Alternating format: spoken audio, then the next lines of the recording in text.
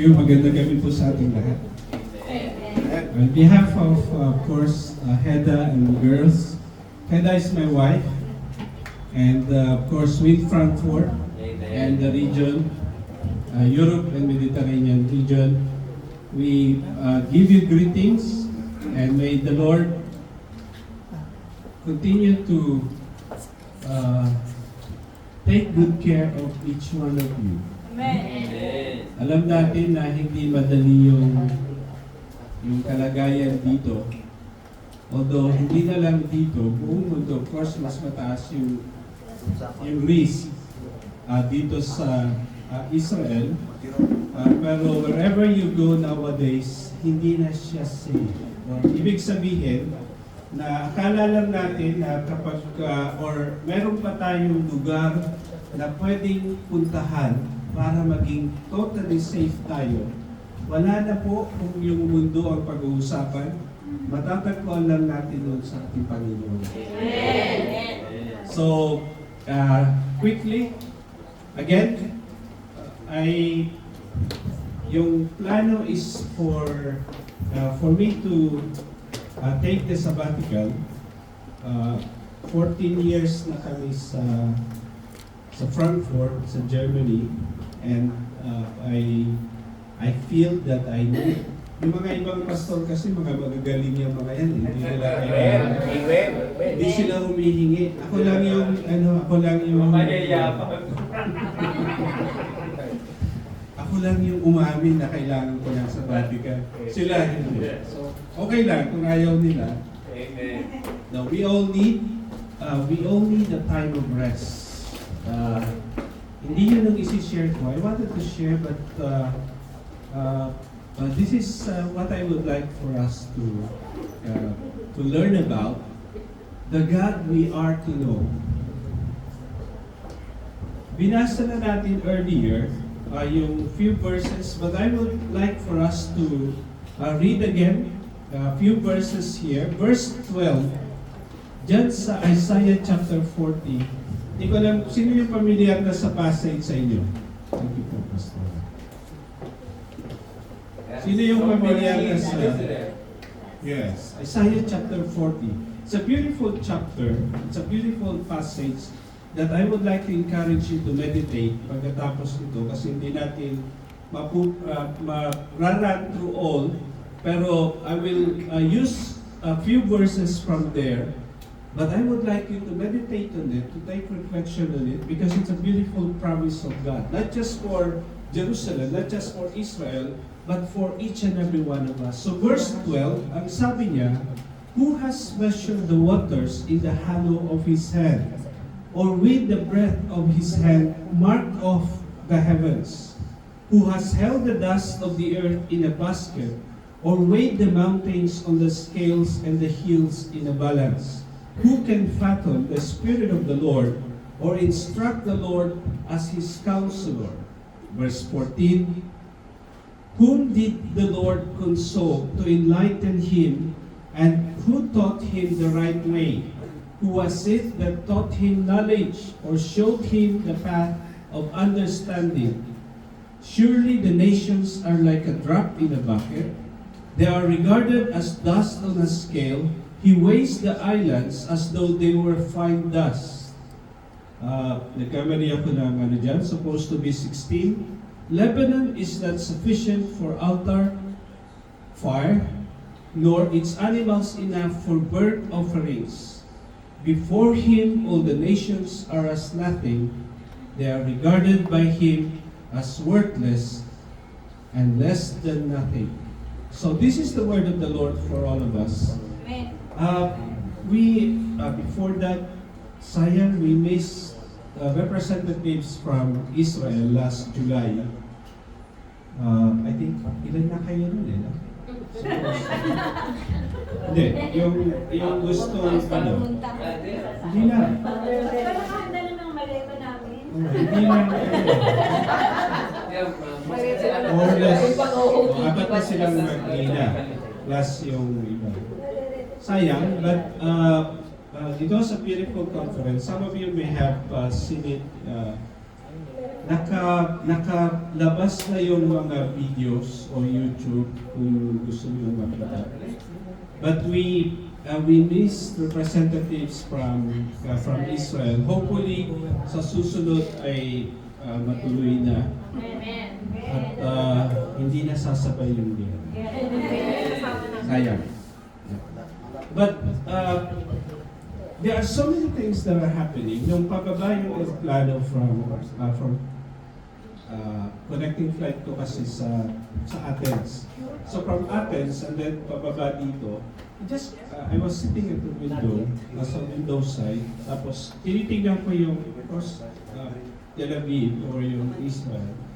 And then what comes to my mind is that thousands of years ago, this is where, and that is the beauty of being here, kayo na nandito, ang kinaiingitan namin, aside sa malaki yung sahod nyo,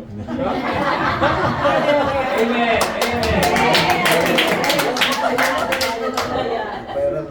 is that this is the place where God Himself, even before Jesus came, this is the place where He revealed Himself. And it's a pity na hindi ito nabibigyan ng importansya ng maraming nakiklaim na Kristiyano. Of course, yung mga hindi Kristiyano, it's understandable. Ang mahirap yung mga nakiklaim na mananampalataya, pero hindi nabibigyan ng importansya or I believe without realization that this is the place where God Himself, the God of heaven and earth, chose to reveal Himself to us as humans. Hindi natapos doon sa Old Testament. When the right time comes, ipinadala niya yung buktong niyang anak para mas lalong makilala sana siya. But to no avail, of course, man chose to reject. They rejected Him, and still, you talk about Jesus nowadays, He is still being rejected nowadays. And that's the sad reality. Mawawalan na ba tayo ng pag-asa na itong mga taong ito ay makakakilala? Not so. Right? Habang may buhay, may pag-asa. They may be rejecting now, they may be laughing at you or persecuting you because of your faith. Don't take it personal. Jesus was persecuted. If they persecute me, they will persecute you. Sabi niya. Kaya kung meron mang nagpe-persecute sa iyo o may nagsasabi na born again, buwang again, whatever, it's fine. Okay? Don't take it personal anymore. Huwag mong personalin. Huwag ka nang masaktan. Minsan balat sibuyas tayo. Pero kung ang Panginoong, kung nape-persecute ka because of Jesus, it's fine. Pero kung nape-persecute ka dahil sa kagagawan mo, it's not fine. You deserve that.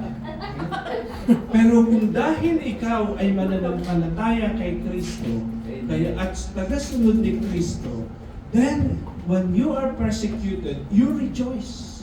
Because you share the suffering or yung kung ano man yung ginawa nila sa ating Panginoon.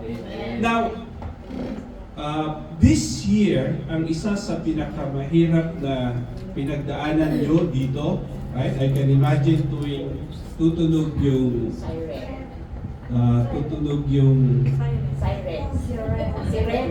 sirena, diba?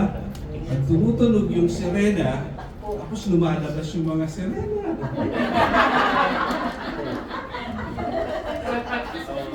You can imagine how many times, di ba?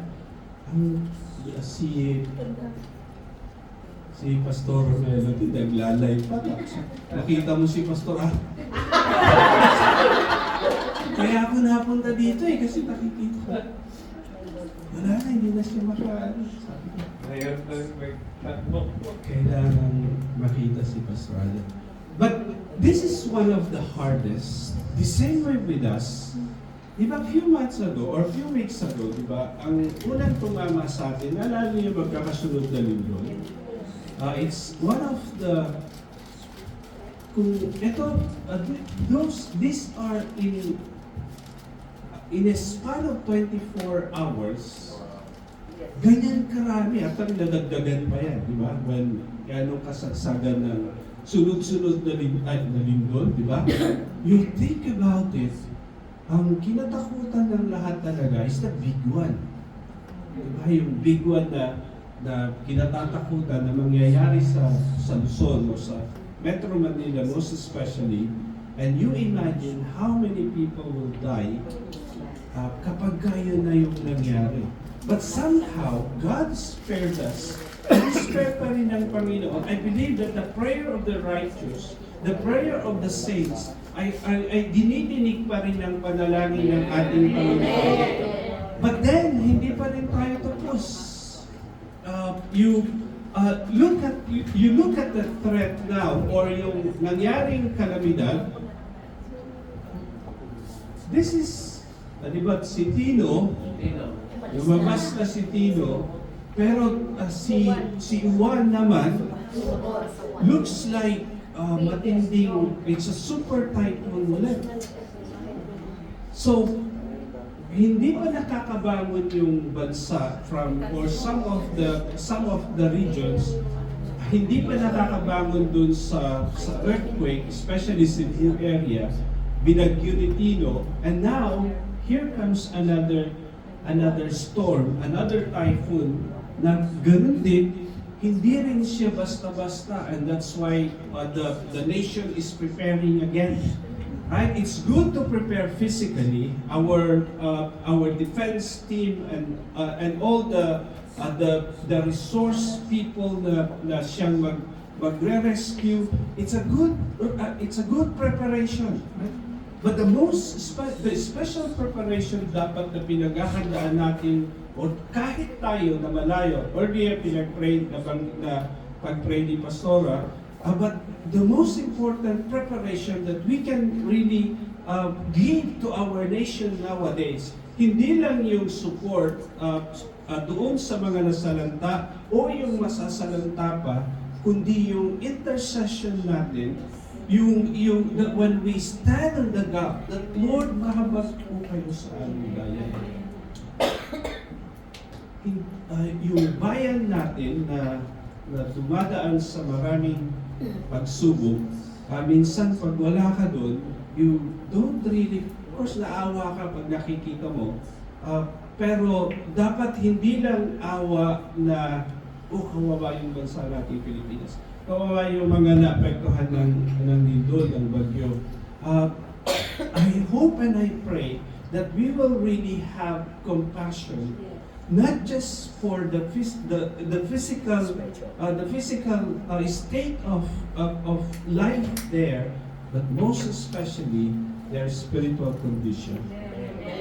Na kung may mangyari man, sana makakilala ang ating bayan.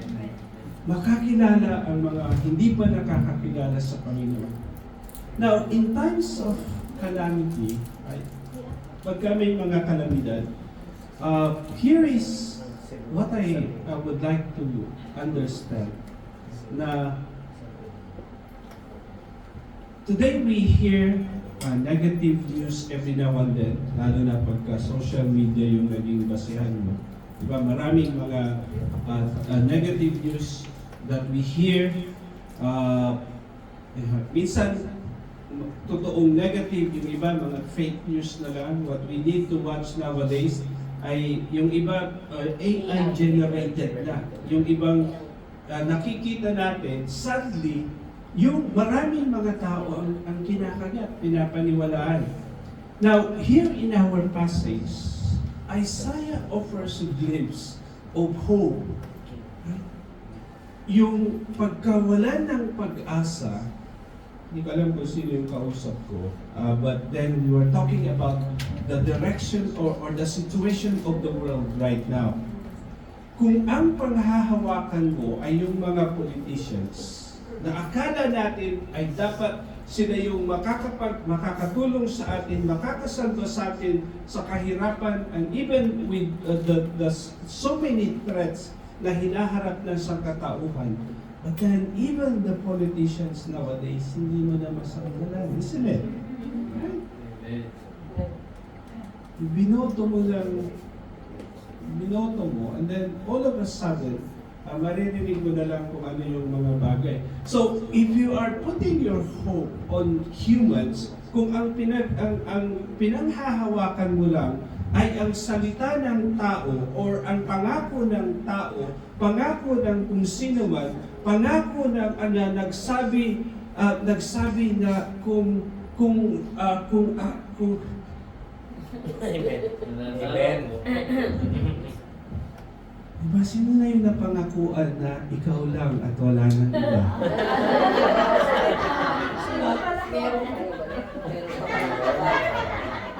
Walang tawanan sa... Ouch! Tapos, pagkatapos ng wala na. I promise. Kami Nag-ghost na project. That's why whenever you look at, kahit saan ka tumingin, kung ang tao ay wala sa Panginoon, ang mga pangako ay mapapako. Amen. Amen. Ipangako man nila ang buwan at ang whatever. Wala. Amen. Kahit sabihin nila na you complete me. Sis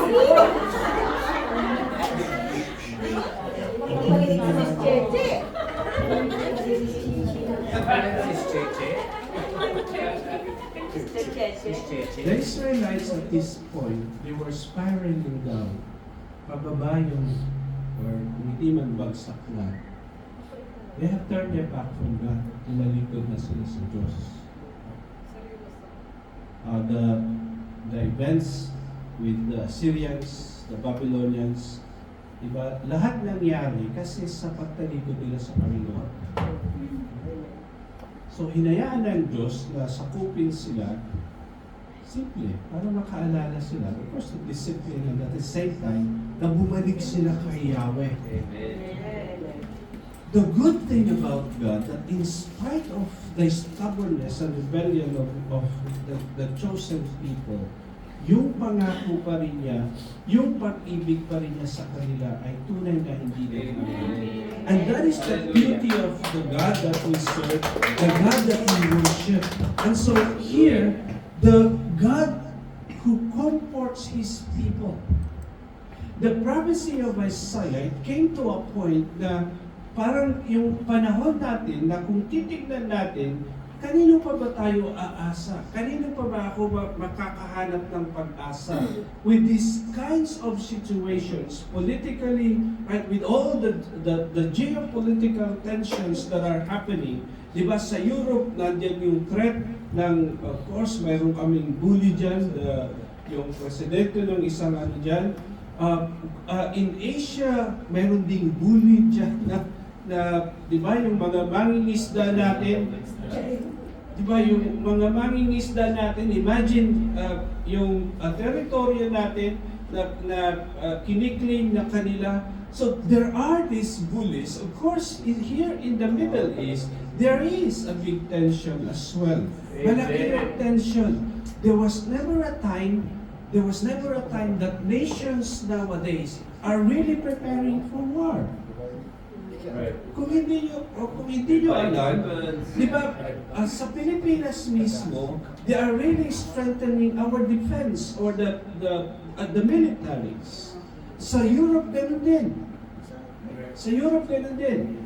They are really spending a lot for their defense, buying weapons as if they are preparing for another global war.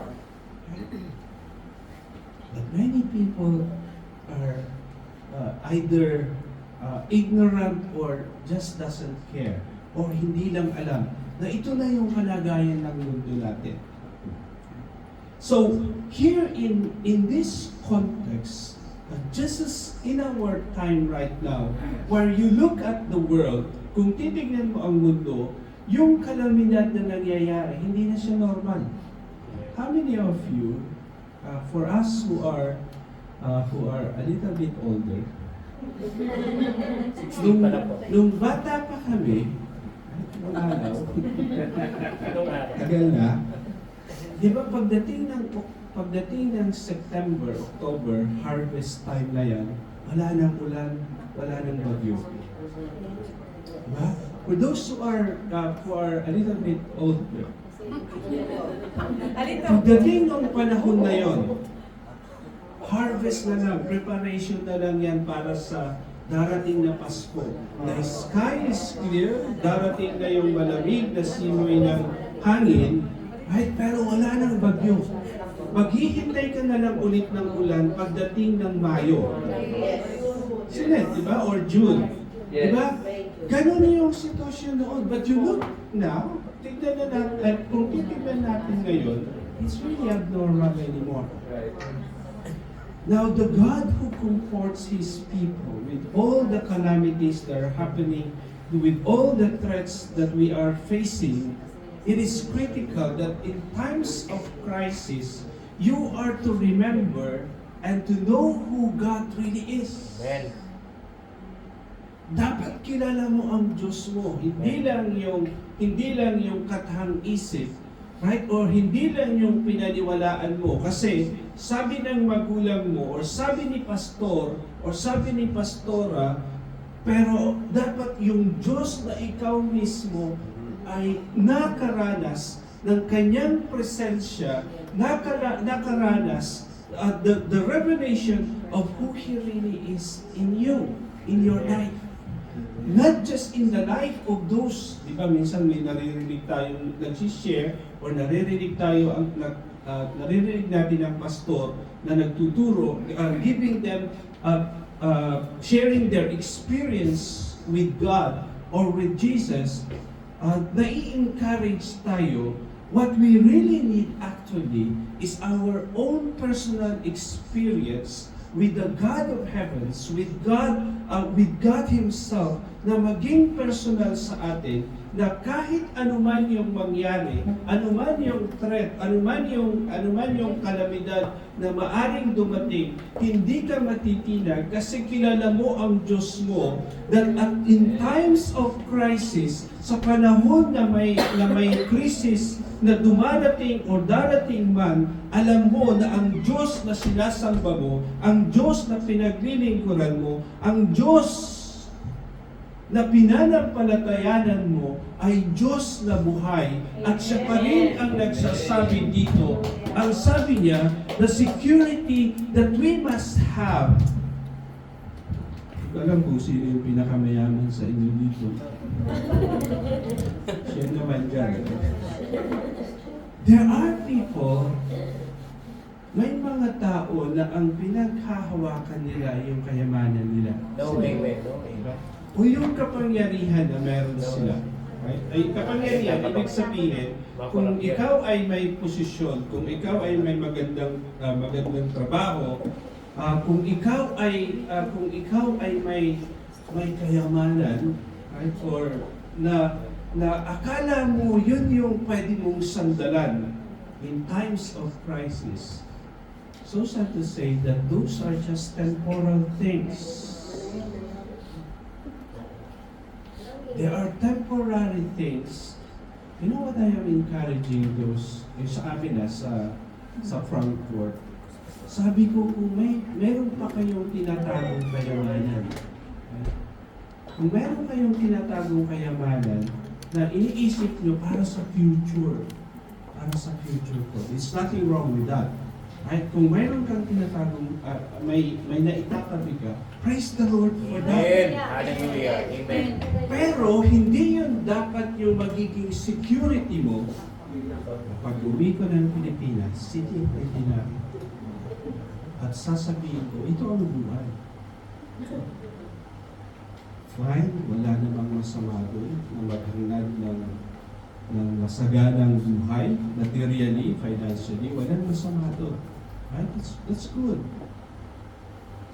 But then, that is short-sighted in a way na yung kaharian ng Diyos, na ang mundo na tinubos ng ating Panginoong Hesukristo ay marami pang naghihintay na mga tao na hindi nakakakilala sa Kanya at minsan hindi nakakahayo ang mga misyonary natin o ang iba ay ang pastor kasi kulang ng budget.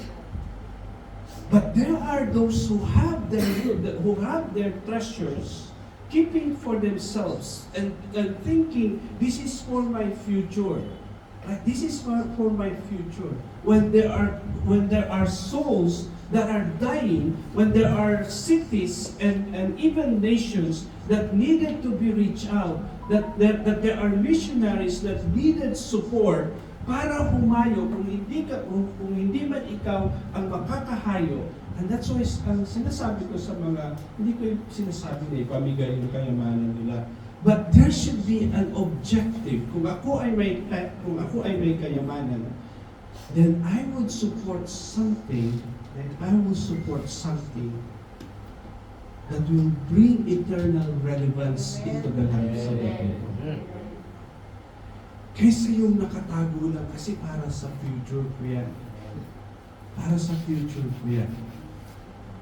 Our future is in the hands of the Lord. Amen. Besides, kahit marami kang pera nowadays, you never know what will happen. Amen.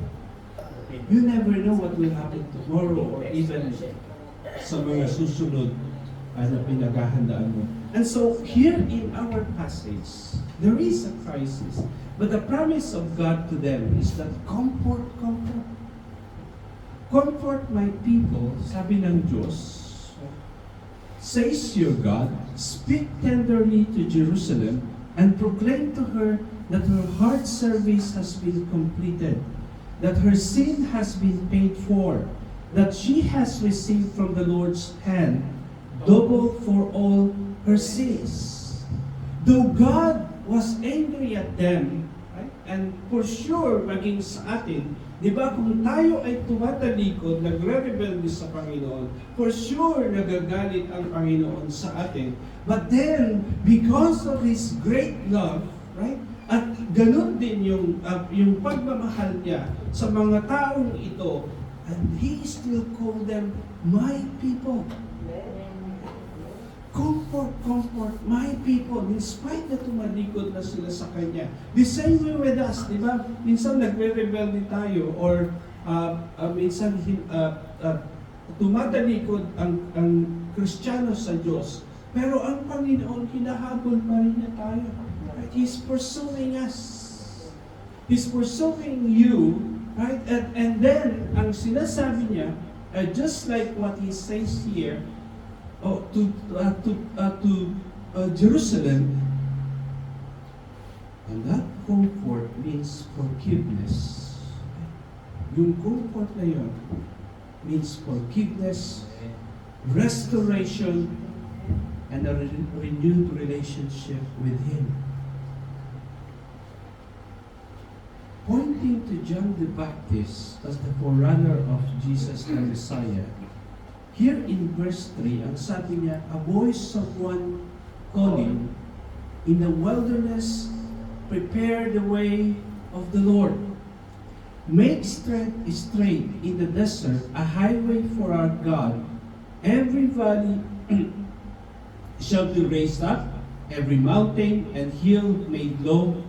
The rough ground shall become level, the rugged places a plain. Verse 5, and the glory of the Lord will be revealed, and all people will see together, for the mouth of the Lord has spoken.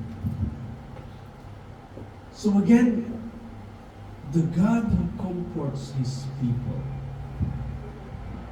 the God who comforts you and me, in spite of our stubbornness sometimes or hard-headedness sometimes, matigas ang ulo natin minsan, pero ang Diyos, that's the beauty of it, kasi hindi niya tayo ginigive up. Unlike ang tao, di ba tayo nagbibilang tayo pagka nagkamali, kahit yung, lalo na pag-asawa mo, hindi ko alam di ba? Nagbibilang tayo, pag isang beses na nagkamali, isa. Pangalawa,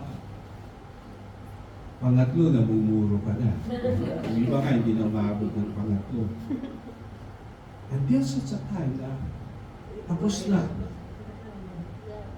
Madali natin tapusin. Sawang-sawa na ako sa pagmumukha mo. But the good thing with God, Yes, aesthetic. the good thing with God, hindi niya sasabihin ng sawang-sawa na ako sa iyo. So, Amen. Why? Because He is an incomparable God. Sabi niya dyan sa verse 6. Verse 6, ang sabi niya, and the voice says, cry out. And I said, what shall I cry? All people are like grass, and all their faithfulness is like the flowers of the field. The grass withers and the flowers fall, because the breath of the Lord blows on them. Surely the people are grass. The grass withers and the flowers fall, but the word of the Lord stands firm forever, or endures forever, sabi niya. Here we see that life is short. Amen. When I celebrated my birthday, I really thank God. Yung high school advisor ko, she's 80 something now, 80 plus now. Pero nag-greet pa rin siya sa akin. Right? Yung birthday ko last month. So she greeted me and then nagpasalamat ako sa kanya. Sabi ko, taga-Tarlac kasi siya. I'm from Pangasinan. So sabi ko, ma'am, pag umuwi ako, dalawin kita. Hindi ko sinabi na uwi ako. Pag nakauwi ako, dadalawin kita. She was very, nung high school kami, she was already very kind to me. And tuwang-tuwa siya kasi meron siyang estudyante na naging pastor. So lagi niyang sinasabi, please, lagi mo akong ipag-pray. Lagi niyang sinasabi. And then nung sinabi ko sa kanya na pag nakauwi ako, dadalawin kita, yes, please, sabi niya, please do so, sabi niya. Kasi I'm now a senior na ako, sabi niya. And hindi natin alam kung ano yung pwedeng mangyari. Life is short, sabi niya. Life is short. Now, you don't need to wait until you are 80 or 90 to realize that life is short. Hindi mo na kailangan maging 100 para maisip mo o ma-realize mo that life is short. And that is what this passage is saying. Man is like grass, sabi niya. Or people are like grass. Yun, di ba? Di ba, dito nakakaranas din kayo ng springtime. Di ba pag springtime, lumalabas yung, ay tubo-tubo yung bagong damo, or minsan may mga bulaklak na tumutubo na lang, namumulaklak, and it's beautiful. Sa Europe, it's beautiful when it's spring. Right? Pero, that is just for a few weeks. After few weeks, that is God. So this is what God is saying. This is what the verse is saying. Life is short. You cannot live as if you are immortal because you have money or power or authority. And I don't know, for example, I don't know if it's true, pero ang sabi nila, ang pinakamayamang politician daw ngayon is si Putin. Vladimir Putin ng Russia. Right? 100 billions of worth. Right? And these are the people who are trying to stay in power kasi for them, akala nila, right? Imagine you are one of the mighty president of the mighty country, right? At least yun yung tingin nila. And you have the money, right? You have the money, you have the position, you have the power, and they feel invincible. Right? Akala nila na hindi na matatapos yung buhay nila. But then you look at history, even those who live in power, right? Yung mga tao na namuhay, na may kapangyarihan, meaning political power and money and so on, they are all done. Ibig sabihin, may hangganan ng lahat. Gaano ka man kayaman, gaano ka man ka-powerful sa ngayon, may hangganan ng lahat. And that is what God is saying here. In other words, even those who live with authority, with power and authority, they are all gone. And those who are reigning right now, yung mga namumuno pa ngayon, sooner or later, they will be gone as well. Amen. There should be a realization with that. Verse 8 again, sabi niya, the grass withers. Ang damo nalalanta, the flowers fall, but the word of the Lord endures forever. That is why in the uncertainty of life, and we are living in an uncertainty sa panahon natin ngayon. Hindi natin alam kung ano yung pwedeng mangyari. Anytime. Ngayon, there is peace here. That's the window kung bakit ako nakapunta rin dito. Kasi may ceasefire or may window of peace. It's an opportunity. Pero it's not a guarantee that next month or next months or next year ay mayroon pa rin peace or walang gera. Right? And that is the uncertainty. But here, in the uncertainties of life, hold on to God, right? Dapat ang pinanghahawakan mo ay ang Diyos. Hold on to His words. Why? Because this is what it says. The grass withers, the flowers fall, but the word of the Lord endures forever. Amen. Kung mayroon ka man pinapanghawakan ngayon, dapat yung mga pangako ng Panginoon ang pinangahawakan mo. Why? Kasi yun yung magbibigay sa iyo ng kalakasan. At when there are crises or when there are uncertainties, hindi mo alam kung pakakasalan ka ba niya talaga or Amen. Meron siyang iba.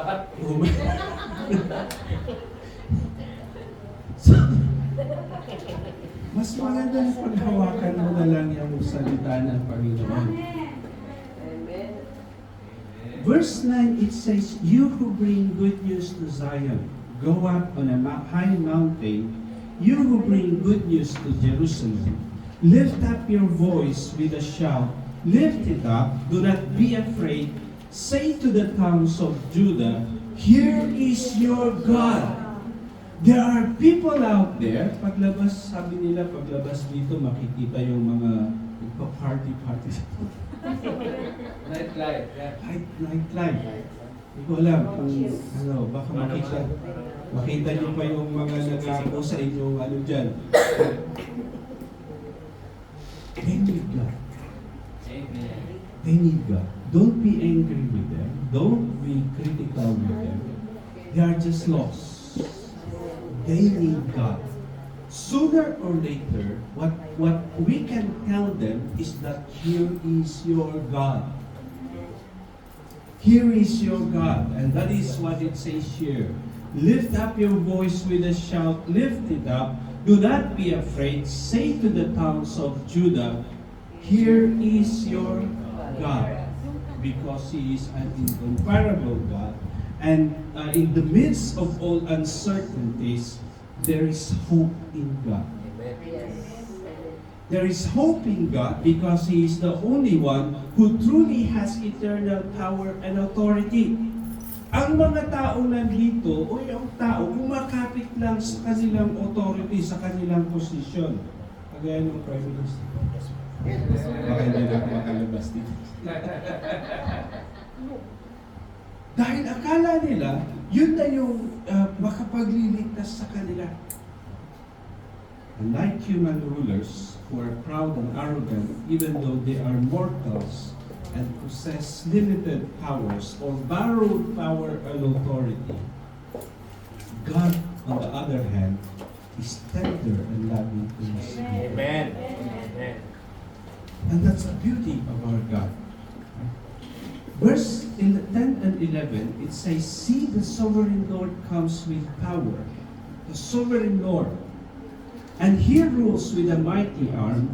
See, His reward is with Him. Amen. And His recompense accompanies Him. Amen. He tends His flock like a shepherd. He gathers the lambs in His arms. And He carries them close to His heart. He gently leads those that are young. again, I want you to read and meditate the other passages or verses there. I want you to, sometimes yun yung kulang sa tao, kulang na sa atin. Hindi na tayo masyadong nag-reflect. Okay? There's no time of reflection. Ngayon, nakikinig kayo. Ang hinihintay nila lang ay matapos ako para makakain tayo.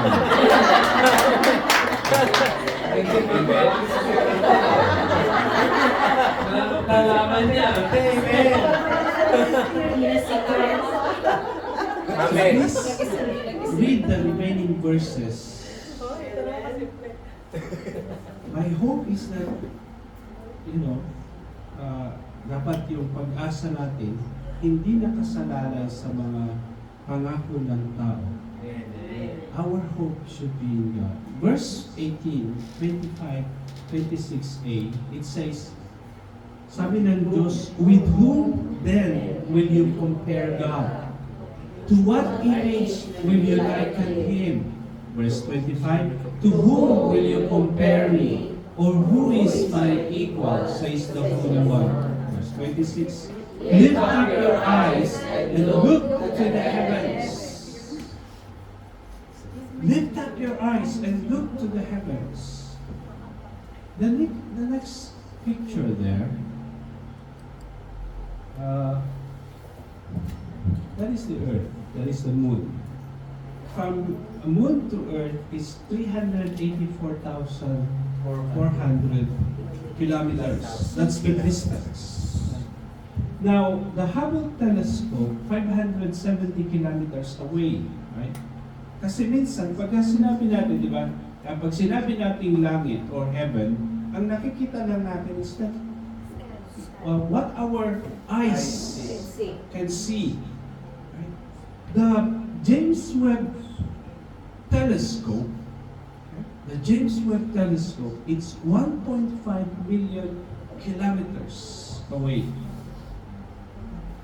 Pag sumasakay ka ng eroplano, maximum is 35,000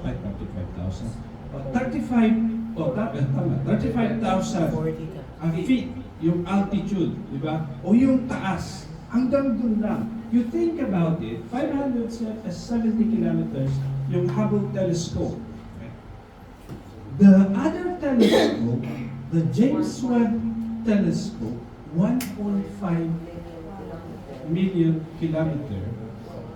And this is what the telescope gives us. Your next slide. Wow. Hindi siya masyado. Oh, okay. Okay na rin. This is the pillar of creation. Meaning, this is the pillar of creation, ang sabi ng mga scientists, sabi ng mga astronomers, ito yung tinawag nila, pillar of creation, kasi yan yung mga parang ipinapanganak na bagong stars. One point. Parang grade 1, di ba? Parang grade 1.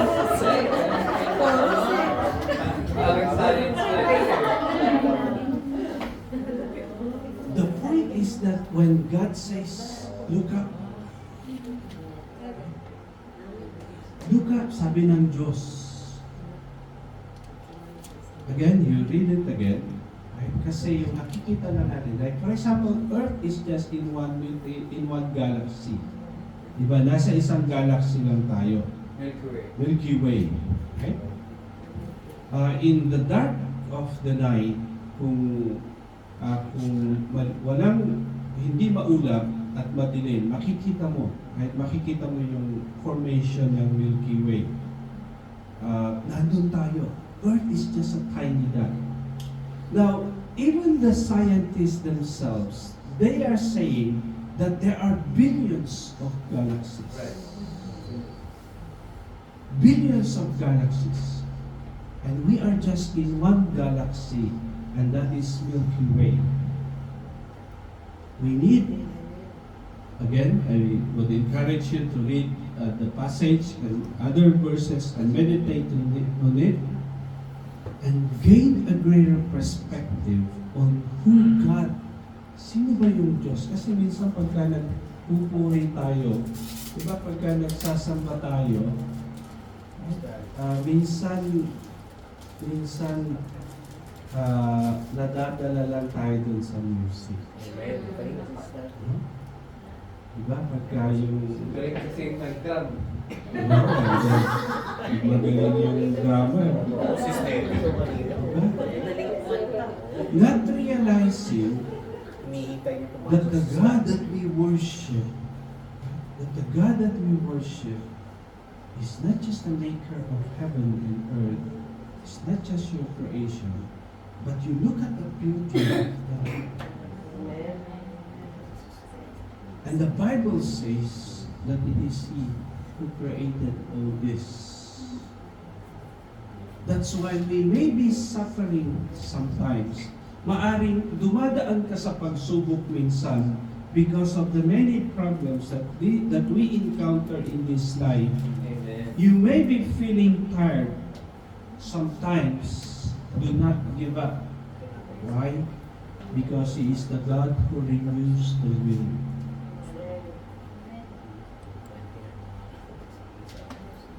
You look at the passage again. There is a time where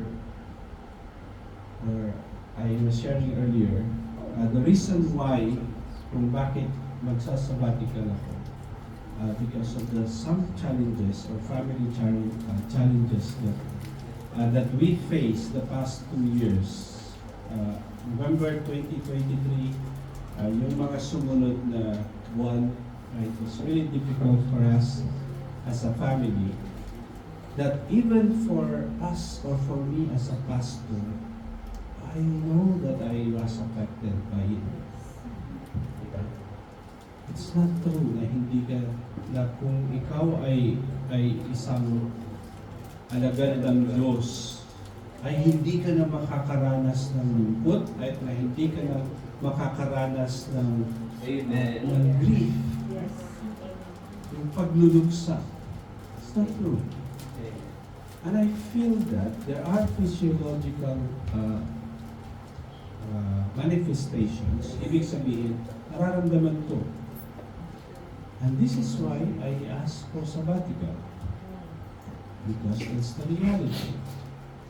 Kung I was telling Pastor Alan, na one of the explanations that I did to Frankfurt, diba, in Leviticus, sabi ng Panginoon, every 7 years, dapat yung lupa pinapahinga. Every 7 years. Dapat hindi tinataniman. Okay? Let it produce or reproduce the normal nutrients and fertilizers, the natural fertilizers. Every 7 years. Okay? Ilang taon ka na nagtatrabaho dito sa Israel? 30 years. Ilang beses ka lang nagpahinga? Yung pahinga. And within 30 years, for those 30 years, halimbawa, ilang beses ka lang umuwi ng Pilipinas or wherever, right? For the purpose of papahinga ka lang. Sabbatical.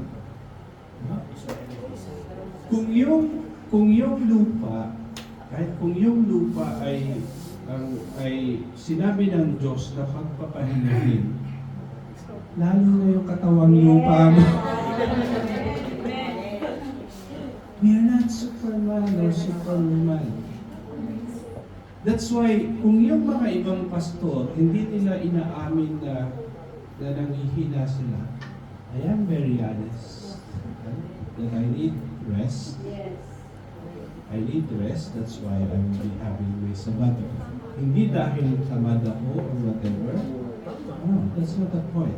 I was telling Pastor Alan, I still have visions for the church in Frankfurt or even beyond. I still have vision. I still pray na magkakaroon pa ng church sa Poland, sa Hungary, and other places.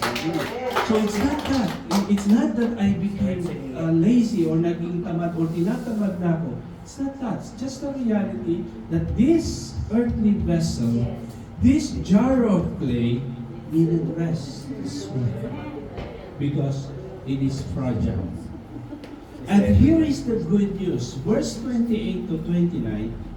Malapit na aking matapos. Pakiinit ka po. Amen. This is a familiar verse passage again. Sabi ng Diyos, do you not know? Have you not heard?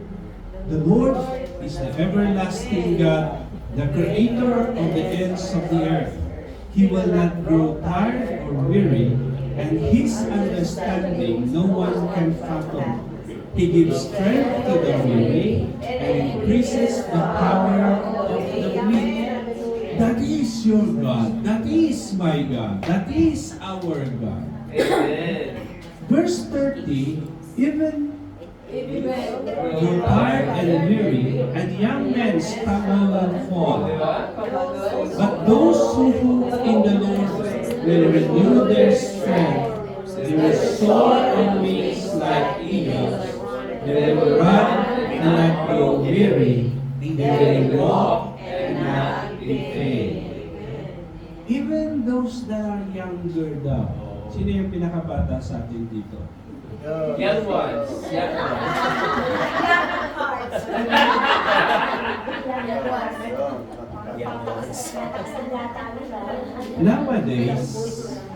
Nowadays, kahit ang mga bata stress na sila. Right? When we are, again, doon sa medyo mga nakakabata. Di ba wala tayong mga term na na-stress ako or na-depress? Amen. Mental health. Pagkatapos ng school, laro kayo sa patintero, takbo dito, takbo doon. Kain lang kami ng baaw. But there's no such thing as stress or depress. Isn't it? Pero ngayon, as young as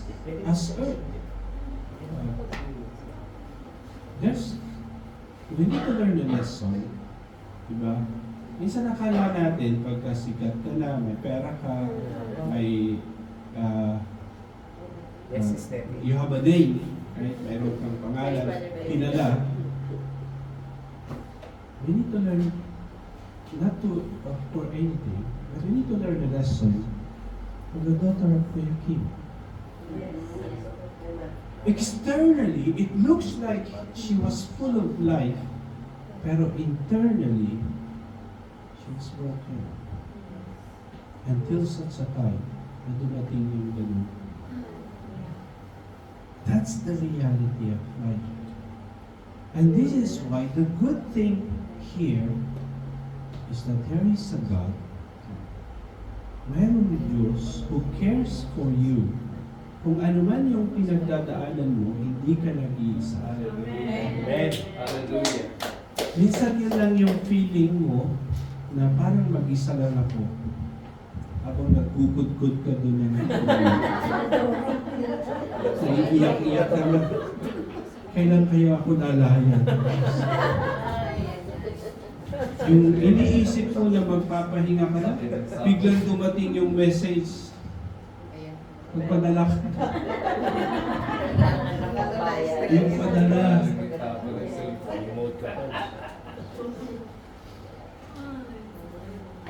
Verse 27, ang sabi dito ng Diyos, why do you complain, Jacob? Why do you say, Israel, my way is hidden from the Lord. My cause is disregarded by my God. Sabi ng Diyos, bakit ko sinasabi? Bakit ko sinasabi na hindi ko lang naririnig yung panalangin mo? Diba minsan meron tayong gano'n? Na meron kang hinihingi sa Panginoon, pero parang hindi pa sinasagot ng Diyos. Or maaring sinagot niya na, pero meron ka na kasing preconceived idea kung ano dapat yung sagot ng Diyos. Amen. Pero sinagot na kanya ng Diyos, kaya lang, ikaw kasi, meron ka nang nabuo na ito dapat yung sagot ng Lord. So, That's why you don't hear. Pero dito, kaya ang mga Israelita, ang sinasabi ng Diyos sa kanila, why do you complain? Why are you saying, why my way is hidden from the Lord? At na parang hindi nakikita ng Diyos yung mga pinagdaanan ko o yung pinagdadaanan ko. My cause is disregarded by my God. But here's the truth. God sees and understands our weariness. Human strength runs out, but divine strength is renewed by waiting upon the Lord. At yun yung kailangan natin gawin. In closing, Psalm 27 verse 14, wait for the Lord, be strong and take heart, and wait for the Lord, the God we are to know. And I hope and I pray that after this, pagkatapos mo kumain at mabusog, when you go home, bago ka matulog, you read this passage again. Isaiah chapter 40. Of course, Isaiah chapter 40, 41, 42, 43, they are beautiful passages. There are beautiful promises in there, right, that you can hold on to. Heaven and earth will pass away, or the flowers, or the grass withers, the flowers fall, but my words will endure forever. Kaya kung meron ka bang security na dapat pang hawakan, it should be the Word of God. It should be these promises of God. Amen. And with that, anuman yung mangyari sa mundo, alam mo that your life is anchored, or your foundation is not on a shallow ground, but it's in a solid rock, or solid rock. It is a solid principles that comes from the Word of God. There's a step.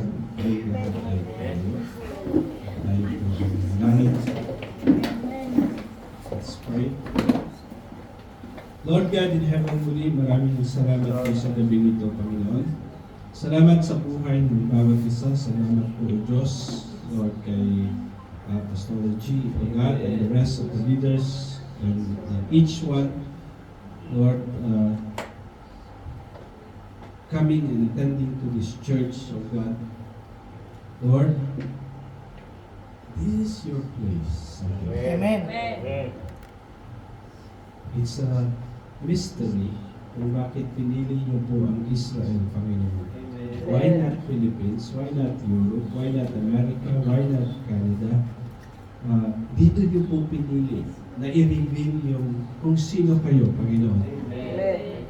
And my prayer, O God, is that each one present right now, and even to those that are not here, O God, that they will have a realization, O God, Lord, of that privilege, Lord, that when they are walking in the streets of Tel Aviv or of Jerusalem, O God, that this is the place where you have chosen to reveal yourself.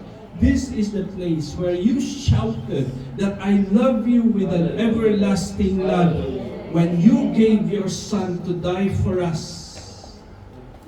And so, Lord Jesus, help us to have a deeper understanding, O God, and deeper appreciation of your love, of your redemption, and even of being into this land in such a time as this, O God.